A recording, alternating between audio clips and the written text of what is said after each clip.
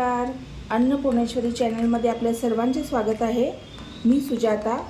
तुम्हाला मी आज मसालेदार वांग्याची रेसिपी दाखवणार आहे। तर चला आता आपण कृतीला सुरुवात करूया। या ठिकाणी मी स्वच्छ धुवून घेतलेले आहेत वांगी आणि मी 4 बाजूने असं कापून घेतलेलं आहे। आता मसालेदार वांगी करायची म्हणजे मसाला आलाच तर आपण मसाला करायचा आहे तयार।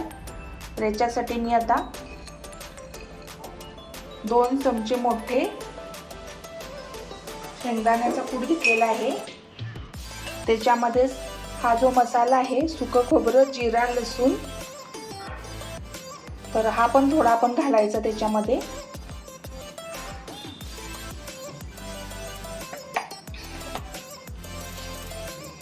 जिरा पावडर,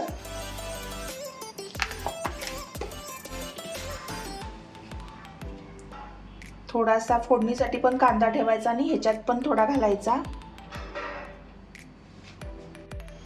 तर याच्यामध्ये लाल मिरची पावडर घालायची आवश्यकतेनुसार, कसं आपल्याला तिखट हवा आहे त्यासाठी।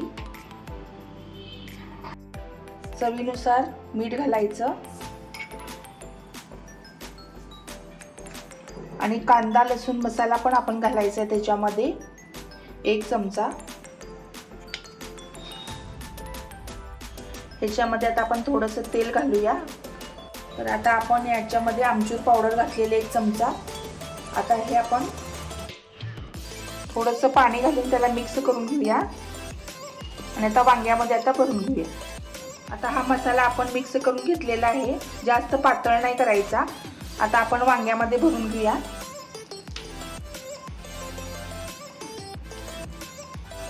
तर असं दाबून दाबून त्याला भरून घ्यायचं।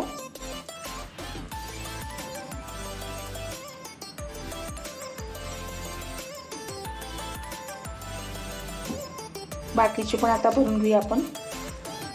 आता आपण मसाला भरून घेतलेला आहे वांग्यामध्ये आणि या ठिकाणी इथं आपला मसाला राहिलेला आहे, हा पण आपण नंतर त्याच्यामध्ये तेलामध्ये घालणार आहोत। इथं कढई ठेवलेली आहे। आता आपण मसाला वांगी करणार आहे, त्याच्यामध्ये थोडंसं 1 चमचाभर तेल घालूया। आता आपलं तेल गरम झालेलं आहे, त्याच्यामध्ये आपण थोडा जिरा घालायचा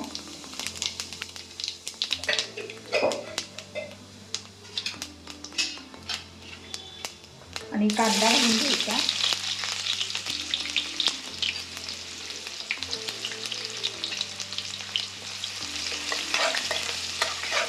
चांगलं गुलाबी होईपर्यंत परतायचा कांदा। या ठिकाणी आता आपला कांदा परतून झालेला आहे। आता थोडा कढीपत्ता घालूया आपण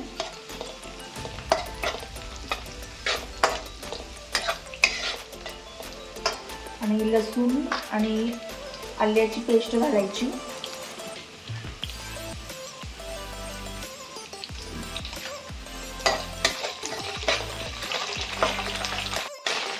तर या ठिकाणी आता आपण छान परतून घेतलेलं आहे।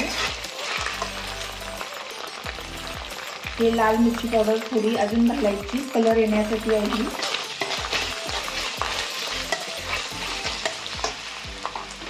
आता ही वांगी जी आपण भरून घेतली होती ती पण आता घालूया त्याच्यामध्ये।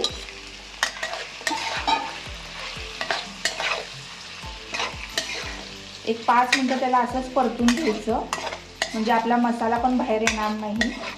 तर या ठिकाणी आता 5 मिनिटं आपण त्याला चांगलं परतून घेतलेलं आहे। हा आता आपला राहिलेला मसाला आहे, त्याच्यामध्ये थोडं पाणी गरम घालायचं थोडंसं आणि हा मसाला सगळा आता आपण त्याच्यामध्ये घालायचा। आता आपण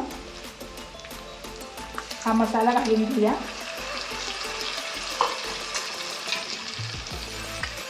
तर बघा किती छान कलर आलेला आहे तिखटामुळं। आता अजून थोडं गरम पाणी घालायचं आणि चांगलं शिजवून वांगी घ्यायची। त्याला झाकून ठेवूया आपण। तर वांगी शिजण्यासाठी आपण आता पाणी घातलेलं आहे, 2 ग्लास पाणी घातलेलं आहे। या ठिकाणी आता कोथिंबीर आपण घालून घेतलेली आहे आणि आता एक ताट आपण झाकून देऊया। शिजल्यानंतर तुम्हाला दाखवते आपली कशी झालेली आहे मसालेदार वांगी। या ठिकाणी तुम्ही पाहू शकता आपण आवश्यकतेनुसार पाणी घालून वांग्याची भाजी शिजवून घेतलेली आहे। आता आपण थोडंसं बघूया. बघा किती छान शिजलेली आहे. तर चला आता आपण बाउलमध्ये त्याला सर्व करूया. या ठिकाणी आपली मसालेदार वांग्याची रेसिपी तयार झालेली आहे. तुम्ही पण नक्की ट्राय करा. आणि तुम्हाला जर काही माझी रेसिपी आवडली असेल तर मला कमेंट सेक्शनमध्ये कळवा. आणि माझ्या चॅनलला लाईक, शेअर आणि सबस्क्राईब करायला विसरू नका.